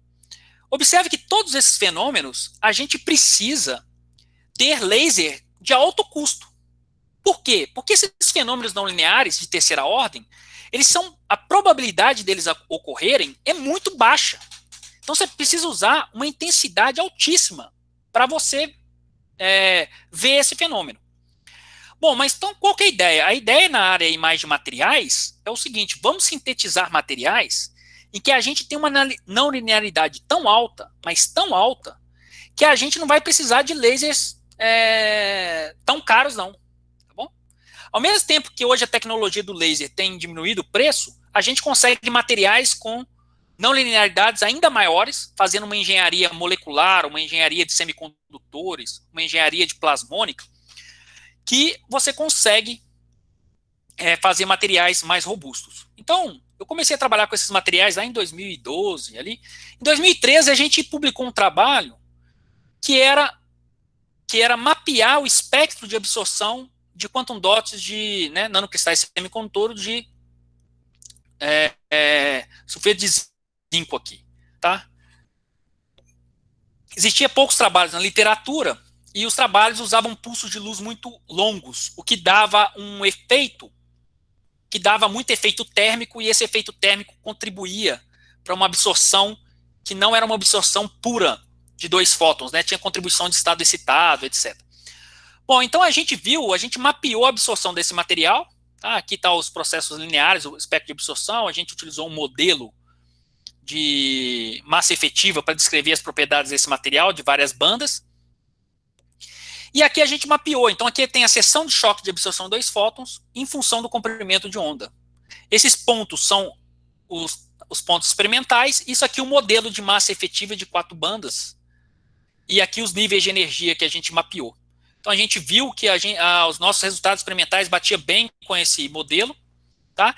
E a gente viu que, ao contrário do que foi publicado na literatura, a seção de choque para esses nanocristais, com esse tamanho aqui, que é em torno de 3 nanômetros, 3,5 nanômetros, não tinha uma seção de choque alta. 500 GM, Goldbert-Meyer aqui, não é um efeito elevado, é um efeito pequeno. Tá bom? Isso aqui eu não vou ficar falando muito também. A gente mapeou para vários diâmetros aí. Tá? Um outro trabalho que a gente chegou a fazer foi o seguinte. Olha, eu falei para vocês que as regras de seleção de 1 e 2 fótons são distintas em materiais centrosimétricos. Aí a gente mapeou, pegou materiais de telureto de cádmio de diferentes tamanhos, só que o telureto de cádmio, nessa configuração aqui de Zinc Blend, ele é não centrosimétrico. Tá? Se ele é não centrosimétrico, as regras de seleção são relaxadas. Ao passo que as transições permitidas por 1 fóton também são transições permitidas por 2 fótons. Tá? E aí a gente viu, aqui está a seção de choque, né, de absorção de 2 fótons em função do comprimento de onda para vários materiais com diferentes tamanhos, 2,5, 3, 3,5. A gente vê que quando se aumenta o tamanho, se aumenta a não linearidade do material. Mas isso é lógico, né? Se você aumenta o tamanho do material, você tem mais cristais ali absorvendo radiação. Então você vai aumentar. Em geral, esse fenômeno escala linearmente com volume. Tá? Uma outra coisa que a gente viu é que a transição excitônica, que a primeira transição excitônica, ela é permitida por 1 e permitida por 2 fótons. Tá? Por causa que a estrutura cristalina é não centrosimétrica. E existe uma correlação também entre o tamanho e essas estruturas aqui. Essa simetria, dependendo do tamanho, pode ser mais relaxada ou menos relaxada. Tá bom? E existem outras transições excitônicas que a gente consegue ver, a segunda, a terceira, nesses nanomateriais. Tá bom? Bom, e esse material já tem uma seção de choque muito alta, né? Da ordem de 10.000 GM, né? 10.000, 15.000 GM, 2.000 GM, que já é bem maior que o outro nanocristal. Bom, um aluno meu, recentemente, meu primeiro aluno de mestrado, a gente fez uma colaboração com o pessoal de São Carlos e fez também um trabalho com outro tipo de semicondutor, que é um semicondutor mais amigável, aí, né, que é o sulfeto de cobre índio. E a gente também mapeou o espectro de absorção multifotônica de 2 fótons desse material e utilizou um modelo de massa efetiva com uma correção fenomenológica, que não vou entrar em detalhe, por causa que esse material tem alguns problemas na sua estrutura química.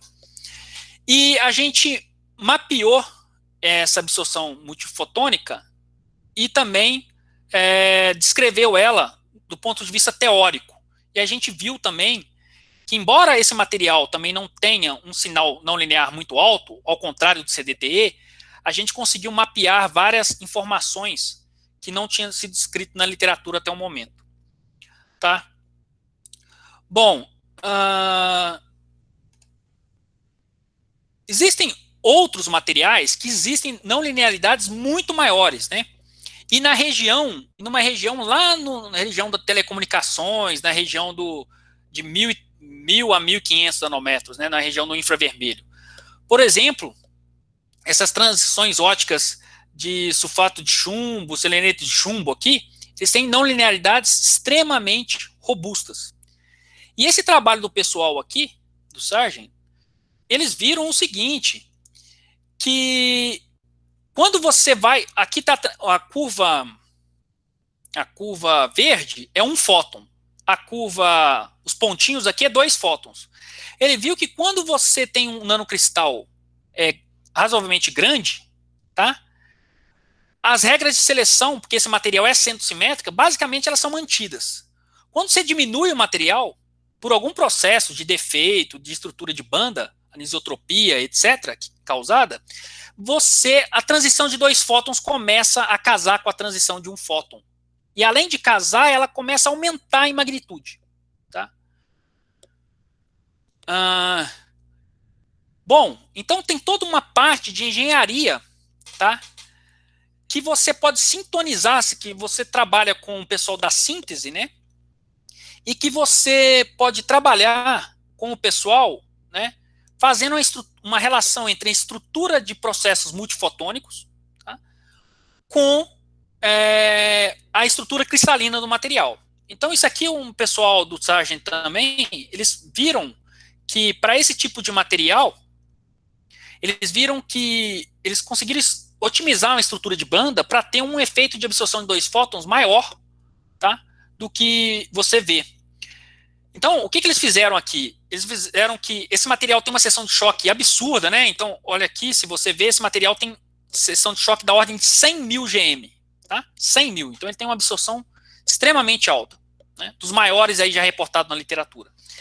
E, além disso, eles viram o seguinte, quando você pegar a seção de choque e normalizar pelo volume, esses materiais, em geral, é para ficar constante aqui a não linearidade, tá?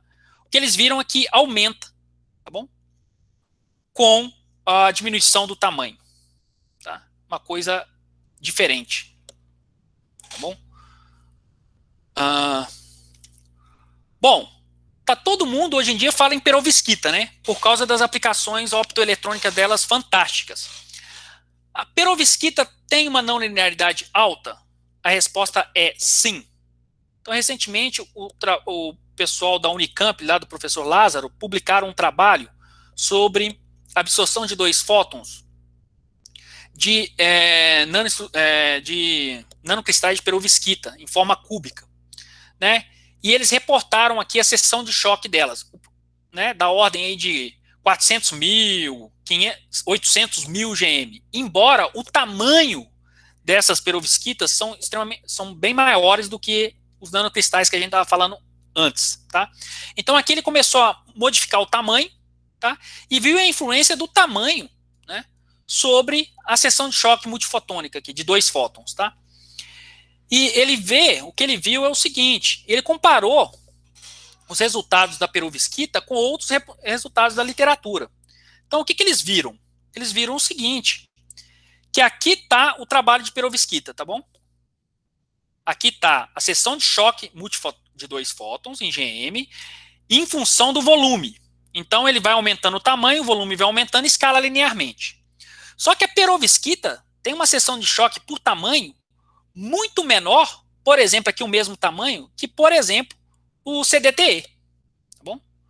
Ou muito menor ainda que, por exemplo, aqui o seleneto de cádmio, tá bom? Então, embora seja um material com algumas propriedades interessantes, a absorção de 2 fótons dele é bem menor que outros materiais já estudados, tá? Mas mesmo assim... Opa! O Marliton Santos pergunta o seguinte, como é que foram feitos esses gráficos que o senhor está mostrando aí?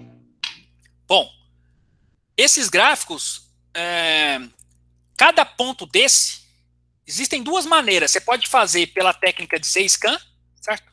Então, deixa eu voltar aqui. Para cada ponto desse, tem uma curva dessa aqui, que é a transmitância normalizada em função da posição Z da amostra. Cada ponto daqueles, você fita essa curva e tira a seção de choque de absorção de 2 fótons. Tá? Cada ponto dele é uma frequência. Tá? E aí você repete o experimento, etc. E aí você, com a seção de choque, você plota a seção de choque em função do comprimento de onda de excitação.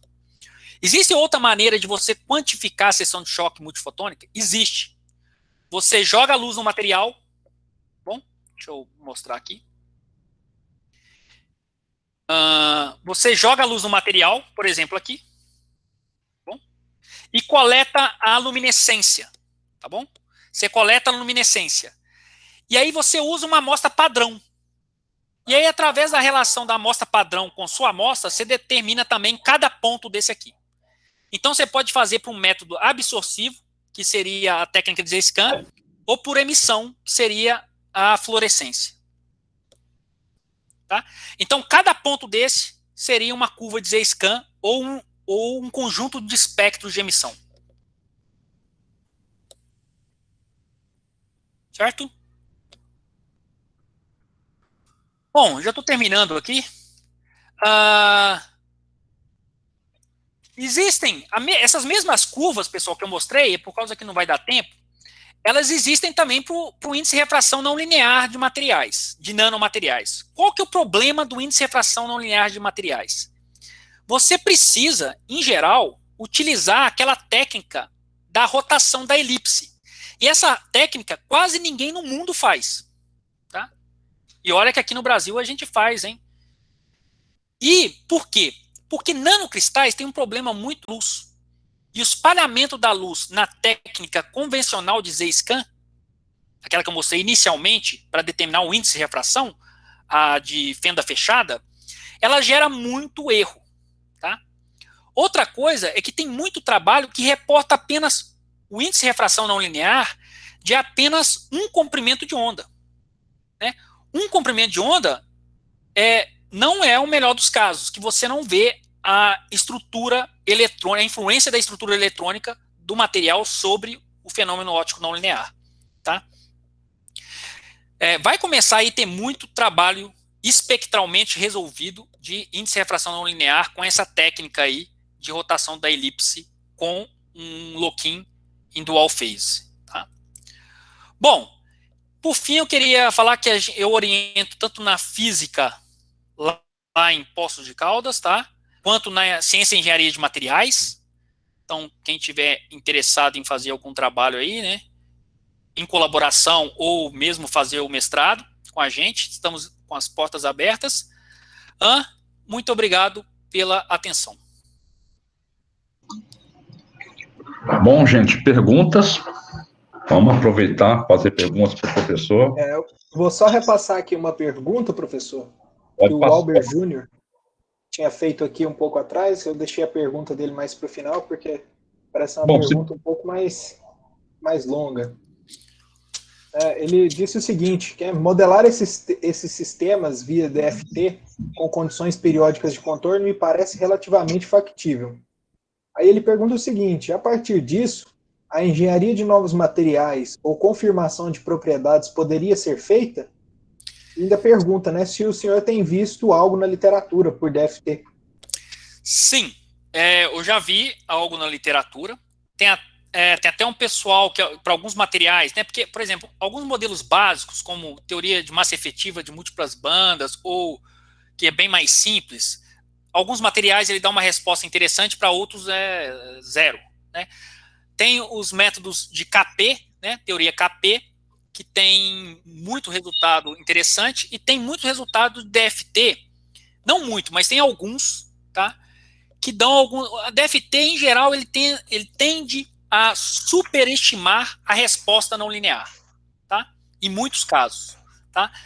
Mas tem alguns professores trabalhando muito com nanocristais, com propriedades ópticas de nanocristais, né? Por exemplo, o professor Juarez, no Instituto de Química da USP de São Carlos, trabalha muito com essa parte. Não vi nada dele sobre não linearidades nesses materiais de baixa dimensionalidade, mas tem na literatura sim, e é sempre bom você ter a parte experimental com a parte teórica, porque um vai ajudar o outro. A parte teórica de DFT, quando a gente sempre trabalha em colaboração com a gente de DFT, para espectroscopia não linear, porque ele ajuda a interpretar os resultados, né, e dá uma visão mais geral de como a estrutura eletrônica modifica as propriedades do material de tal forma você vê um efeito engrandecido ou não, né? Então, sim, tem muita coisa. Bom, deixa eu aproveitar, porque eu também tinha respondido mais ou menos isso em uma linha para o rapaz. Como eu sou de DFT, eu sei o que esse problema, específico no caso que o professor mostrou, se você considera book, é tranquilo. O problema é quando você começa a reduzir para o ponto quântico. E aí, por isso que apareceram esses modelos K, o K escala P, que o professor acabou de falar, ou que é complicado se reduzir. Uma vez que você está trabalhando com materiais sólidos, você fazer a transformada inversa, Fourier, cria um espaço. Quando você diminui no espaço real, aumenta. Aí você precisa de uma computação muito alta. Aí você precisa de centros de supercomputação. Então, o pessoal começa a trabalhar com as bandas e usar esses modelos mais simples para modelar esses problemas. E aí você carrega nesses modelos todos os problemas da DFT. A DFT é ótima para o estado fundamental, mas ainda está se desenvolvendo para se achar estados excitados. Por isso que o professor Marcelo falou que há subestimativas ou, às vezes, superestimativas, dependendo do caso, né, dessas excitações. Para avisar aí aos participantes que o link do formulário de presença já está aqui no chat. Tá? A palavra-chave também está logo embaixo, tá? Para aqueles que não conseguiram acompanhar aí. Aliás, eu dei um toque que eu não devia, e muitos slides apareciam, e eu falei, anota aí, senão vocês vão dormir. E um aviso, né? Por causa desse erro que nós avisamos no início, muitas pessoas, como eu percebi aqui, não estão na lista de inscritos, né, na segunda parte do minicurso.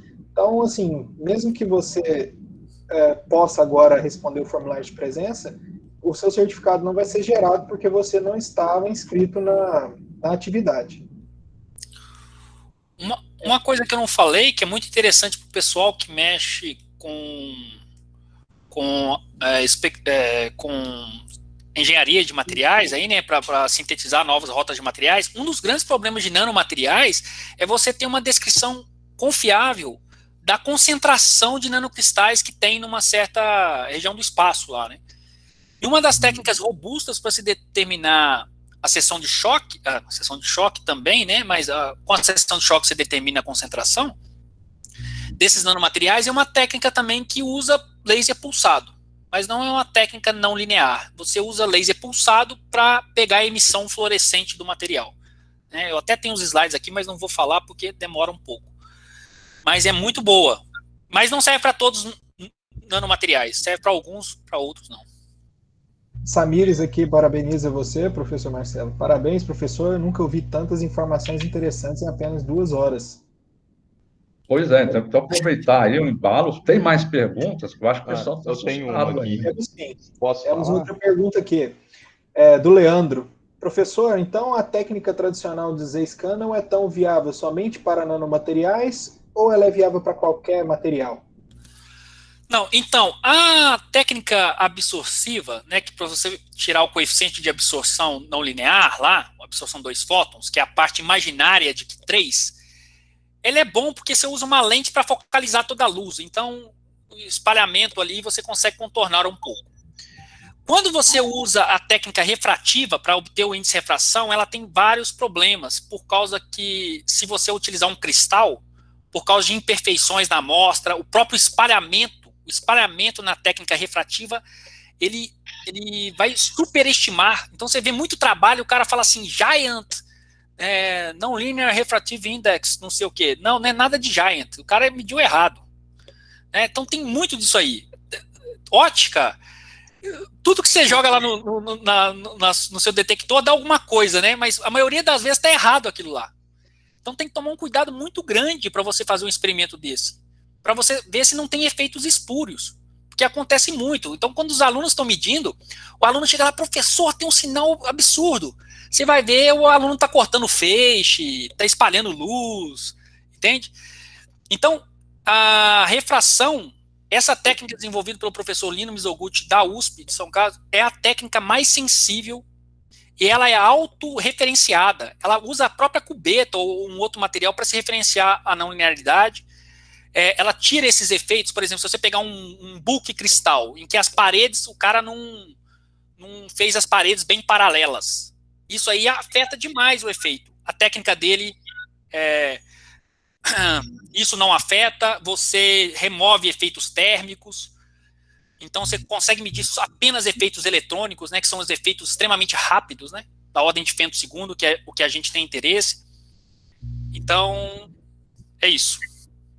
Bom, você falando, Marcelo, desse negócio de medida, não medida, esse negócio é interessante e tem que prestar muita atenção, porque eu escutei uma história muito tempo atrás, quando eu estava no doutorado, que tinha um professor em algum canto aí, que fez um experimento de ótica e descobriu, né, um espalhamento fantástico na amostra dele. Quando foram analisar, era fumar, é como naquele tempo, no tempo que eu era aluno, eu só podia fumar, né? Então a fumaça interagia com a luz, criando um efeito de espalhamento muito grande. E o problema era, ele tinha descoberto que ele fumando no laboratório. Então, tem. Experimental de ótica, que as coisas são muito sensíveis, né? Você precisa de uma mesa antivibração, os espelhos, um material de boa qualidade. Né? Quem já trabalhou sabe que é assim, são semanas planejando o experimento e um dia para medir. E nesse dia tem que fazer com cuidado danado, para repetir. O que manda muito é a experiência, sabe? Por isso que o aluno tem que ir para o laboratório, voltar e voltar, porque ele vai errar. E na hora que quanto mais ele errar, melhor vai ser. Porque depois daquilo vai gravar na cabeça dele, nunca mais ele vai sempre checar antes, tá? Tem mais uma pergunta aí para você, professor. Saiu do Brenner. O Brenner queria fazer a pergunta aí. Ele mostrou uma. Pode falar a pergunta Fala, dele. Brenner. Pode abrir seu microfone e falar. Tá, já, obrigado. Então, Marcelo, seria sobre aquele gráfico lá do artigo do Padilha, que ele compara o GM de perovskitas com o de outros pontos quânticos. Uhum. Aí a minha pergunta é o seguinte, embora tenha uma variação de tamanho naqueles nanocristais de perovskita que ele reportou, aqueles nanocristais estão numa região fora da região de forte confinamento quântico. Enquanto que os pontos quânticos tradicionais, como o raio de Bohr do Exton, é muito grande, você tem uma variação de tamanho e todos eles estão na região de extremo de forte confinamento quântico. A minha pergunta é a seguinte, aonde que aqueles dados foram obtidos? Se foi em 400 nanômetros que foi utilizado o feixe para obter aquelas medidas? Como assim 400 nanômetros? Não entendi a pergunta. Deixa eu colocar ele, deixa eu só voltar ele aqui, que aí fica melhor. Beleza. Deixa eu só fazer uma coisa aqui. O efeito de confinamento vai ter, né? Mas tem quantum dots ali que está num regime já quase que confinamento intermediário, né? Sim, mas, por exemplo, quando a gente compara na literatura, tem alguns trabalhos, você pega um ponto quântico perovskita no regime intermediário, você consegue ver propriedades muito de bulk. E quando você olha o de forte confinamento, é completamente diferente. Por exemplo, a temperatura dos portadores no forte confinamento quântico cai extremamente rápido, enquanto no regime intermediário ela tem aquele comportamento do bulk. Mas... Qual é o raio de Bohr do Exton para essas perovskitas aí tradicionais, dessa PB3? São 7 nanômetros. Então, é mais ou menos igual do CDTE. Então, se você pegar aqui, ó, tá? Você vai pegar esse cara, tá no mesmo regime desse cara aqui. E você vê que é uma ordem de magnitude maior, quase. O CDTE. O que acontece, Brenner? Tem um problema. Qual que é o problema? O problema é o seguinte, para você ter polarizabilidades não lineares altas, uma das grandes contribuições são esses átomos pesados aí. Teluz, cádmio. Por isso que os cádmios, os materiais baseados em cádmios, têm não linearidades absurdas. Mas o problema deles é que para muita aplicação não serve, né? Porque é uma química... né? E a perovskita também tem, né? Você pega lá os outros materiais, tem chumbo, né? A perovskita também tem, os outros lá, sulfito de chumbo, tem não linearidades altas. Por isso que a perovskita também tem uma não linearidade bem alta. O que pode acontecer também é a forma, né? A forma modifica, eu não sei se a forma vai modificar tanto assim, mas ela tem uma influência sobre os efeitos, né? A perovskita, ela é cúbica, né? E o negócio é uma nanosfera, né? Então, precisa mais trabalhos também, sabe? Eu acho que você precisa pegar a perovskita, entender ela mais no regime de forte confinamento Eu não sei se ela também tem uma morfologia que você consiga controlar, né? E modificar a forma dela. Sim. O estudo mais completo de perovskita só tem esse, assim, de espectral. Porque o pessoal publica, assim, um comprimento de onda. Um comprimento de onda... É como se tivesse um espectro de absorção de um lambda só. Não dá para você entender a fundo o que você tá fazendo. Sim, é verdade. Então, a minha pergunta, na verdade, seria, tipo, você tinha comentado que essa nova técnica que o pessoal lá de São Carlos desenvolveu, né? Como você consegue mapear em diversos comprimentos de onda, talvez você consiga observar essas propriedades mais ali próximo da energia excitônica. Porque, sei lá, se você cita no contínuo, você não tem tantos efeitos quânticos, né? Por exemplo... A questão, assim, né, a gente até tentou fazer com essa técnica em perovskita. O que acontece? Essa técnica, ela usa um regime chamado regime de forte confinamento, da luz, né? Uma lente curta. E por essa técnica, a perovskita que a gente tinha na nossa mão na época estava espalhando muita luz. E aí a gente falou, não, vamos largar, porque com espalhamento a gente vai medir uma coisa aqui que não é real. Tá? Mas uma outra coisa é que os efeitos não lineares, eles engrandecem quando o fóton que você joga começa a se aproximar da ressonância, da banda de condução. Então, imagina que você joga um fóton que não atingiu a banda de condução ainda, tá? Tá abaixo da banda de condução, ele tá no gap. E aí vem um outro fóton, sobrepõe no espaço e no tempo. Você transita o elétron, tá? Só que como esse fóton está muito próximo da banda de condução, isso chama um efeito de engrandecimento ressonante por proximidade da ressonância, né? Entendi. Entendeu? Entendi. Porque é fácil de pensar, né? O efeito de Q1 é muito mais intenso que Q2, né? Que Q3, na verdade. Então, você tem um efeito. Nas equações, se você escrever o fenômeno não linear, você vai ver que todas elas têm um fator, um detuning, que eles chamam, né? Que é exatamente uma região em que você pode de ômega menos 2 ômega. Então, quando seu ômega aproxima de 2 ômega, dá um crescimento exponencial. Entendi. Então, tem que tomar cuidado com isso também. Por isso que é bom o espectro. Porque um ponto só, esse ponto pode estar muito perto da ressonância. Então, não vale nada. E aí você está comparando um cara que está muito perto da ressonância e um outro que está longe da ressonância. Aí não, aí o efeito vai ser diferente mesmo. Tá?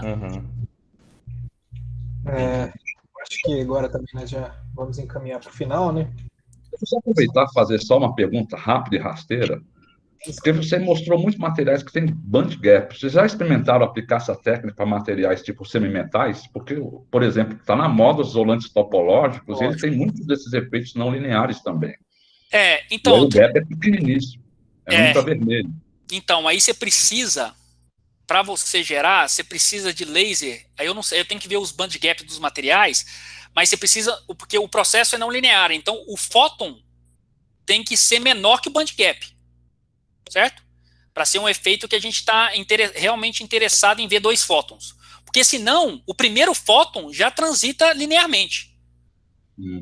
Tá? Então já é uma absorção convencional. Se for uma absorção de 2 fótons pura, que é a absorção de 2 fótons, não o que eles chamam de absorção de 2 fótons, que é o seguinte: um fóton leva para o estado excitado, aí já transitou o elétron, aí o outro fóton pega esse elétron do estado excitado e leva para outro estado excitado. Isso é chamado 1+1, é a absorção de estado excitado, que é muito alta, dependendo do material.